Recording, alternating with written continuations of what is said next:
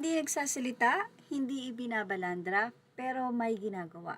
Of course, for sure, hindi lang si Stel, kundi ang buong SB19. Pero ano nga ba ito?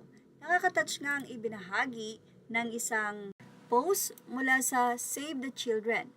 Thank you, Stel, and Wish 107.5. Makikita ng hawak ni Stel at ng isang lalaki ang nasabi nga pong isang certificate kung saan meron itong nakalagay na 100,000 pesos. At doon, sa nasabing caption ni Flo Aust, Stel more than just an artist. Hindi lang talent at performances ang dala ni Stel. He also uses his platform to help and give back. Typhoon Karina Relief Stel and Julie Ann San Jose organized a donation drive with 18 and GMA Kapuso Foundation to help families affected by Karina.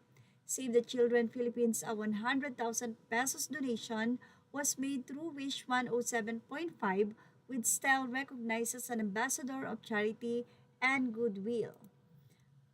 Autism Society Philippines as part of SB19 Stel and the members chose ASP as a beneficiary and donated 200,000 pesos through the Wish Music Awards. And these are only some of the ways his platform has been used to make a difference. An artist who entertains a person who gives and a heart that remembers to share his blessings. Proud of you, Stel. Your artistry becomes even more meaningful when it reaches beyond the stage. Nakaka-proud naman ito SB19 Stel. At very supportive at sure na lahat ng SB19 ay mayroong mga tinutulungan and charity.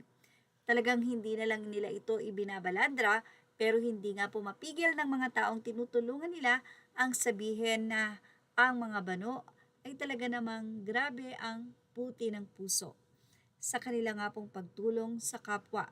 Ang kanilang pagod, hirap at tagumpay ay marami po ang kaya naman say ng mga fans nila, wow Stel, bukod sa napakatalentado mo, may malaking puso para sa mga bata and special needs person. Napakabuting tao mo talaga kaya maraming nagmamahal sa'yo at sa inyong 5. I am so proud of what you become.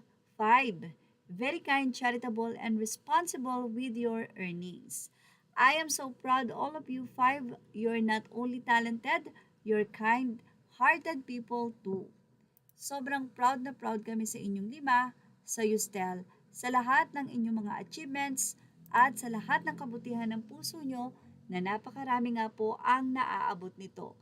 Yan ang mga naging mensahe ng mga fans ng 18 sa SB19 Stel.